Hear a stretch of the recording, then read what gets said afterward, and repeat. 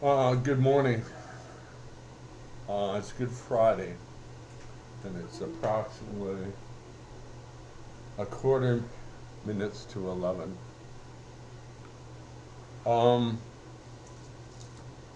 I funny thing about getting your hair cut, get my hair cut and everything. I asked her to actually, start trimming my beard, but she told me it was highly illegal, and she could be shot to death if she took the cup from my um, mouth and nose. Um, Everything is working quite well except this area. There is this area. From here, it was really great here, but it exists.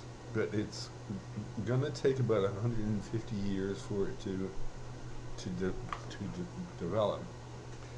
It always pisses me off that I have to stutter from time to time. I can't do anything about it. Um, Sometimes it's quite a long word that before the hemorrhage and stuff, I could easily handle it. I can't. It's very funny that. Anyway, I had something very funny for you today. At least I find it funny. It's absurd in nature. In Europeans, sort of kind of humor Europeans, British, French would appreciate. Some big cities like New York City and perhaps Toronto too, all depends. Anyway, the story is about this uh, person. It has to do with um, a black male on a white horse.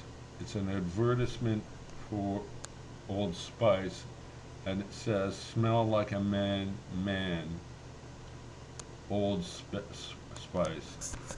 So I'm going to return it back now. And I'm going to read you, while I'll explain this out, um, so that you fully understand.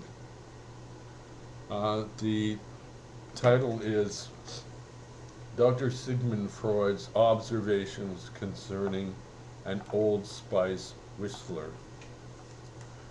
Um, the following has been excerpt from Brownfield's bio dash book IV for fourth. It says here, written by Matthew Brownfield. Well, the thing is, Matthew Brownfield is me. You see references through my site. It's me. That is my site. You will say indications, and you'll find the list as listed and so on. That's me. It's Greg Troy. My site address is gregtroy.com. That's it. Everything in there, JD Neat, everything in there is mine. But this is funny, so I'm going to read it to you. Now, forgive me if I stutter a word. I hate that. Really, it is irritating, especially when something is really funny. It begins this way. This is taken from the book itself. One thing.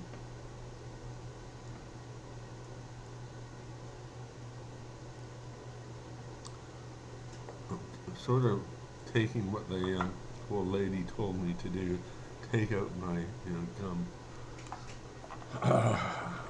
What can you do? Anyway, the story begins dot dot dot. Greenstein stopped mid sentence, and with a new thought in mind, she asked me if I'd had the opportunity to read a recent news story at Chetnia's regional leader. You may have um, remember that a year or 2 or 3 years ago. I can't remember exactly when. Frowning I admitted I hadn't. She explained that this particular leader was a good example of someone who was logically deficient. I found a lot of people like that, despite my stuttering. I asked what Greenstein meant. She says, I was particularly thinking regional leader was deluded into believing there were no gay males in all of Chechnya. Incredibly, this same regional leader also thought that just in case there might be one or two gays in his country, they should be wrapped up and mailed first class to Canada. I quickly followed Greenstein's laughter at the irrational Chechen regional leaders' totally irrationalism, and there is a great a deal of that on our planet. Believe me, Uncle Matthew, should Dr. Freud be alive today, and should he had the opportunity to deeply psychoanalyze this Chechen regional leader, then more than likely Freud would have found that Chechen leader was really a homosexual in comic denial. Could be,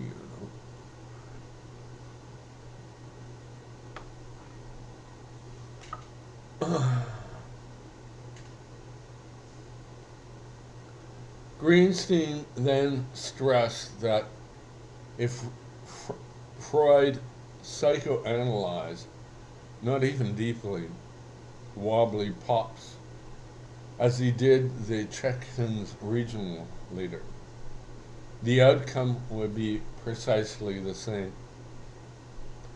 Wobbly-Pops was inevitably homosexual too.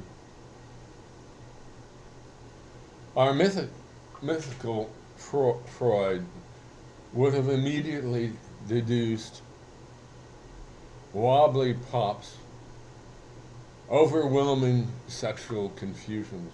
More to the point, Uncle Matthew, Freud would have come to the conclusion that Wobbly-Pops was, in essence, subconsciously homosexual, and that emotionally he had been drawn that way by his highly narcissistic mother, or in this particular case, his adoptive mother. She then explained to me that there were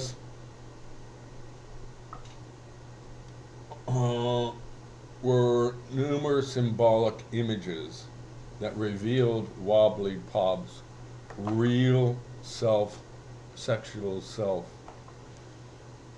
One happened to be Wobbly-Pops prancing around in his adoptive mother's backyard while he dutifully whistled the Old Spice melody. Greenstein continued. At first I was confused as to why Wobbly-Pops was whistling Old Spice. In short, was Wobbly-Pops cruelly mocking you? Or was he expressing his deep-rooted need to be sexually involved with an Afro-North American male?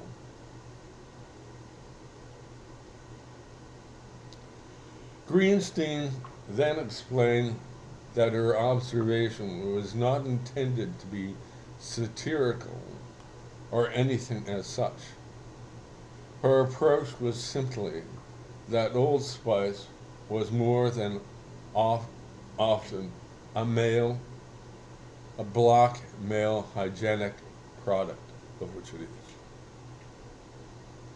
You see, Uncle Matthew, you see, Uncle Matthew, it is quite possible the Wobbly-Pops' genitals might be infinitesimal, means small, which may have caused in him a singular envy of the much larger Afro-North American male sexual organs. Greenstein thoughtfully added, but there are many other reasons that would prove my theory. Another very serious reason went this way, colon, dot, dot, dot. I thought it was funny. I do know the English would find that very funny, so, anyway, I have an apology concerning, the one I last gave you. The one is Greg Troy dot, title, dot, dot, dot, Matthew Brown, field, history class. I changed it to history class because that's what it is. The work is so excellent. I do know I cannot tell any address, I know who comes there, but I can see how many people, where they enter my site, and it's a high percentage is in that. So I decided to put it on this. Only my stutter, especially a long amount of words,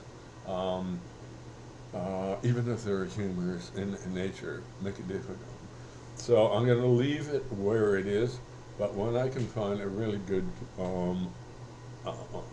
actor voice, then I will ask him or her to do that, because it's very reflective of the species that we are.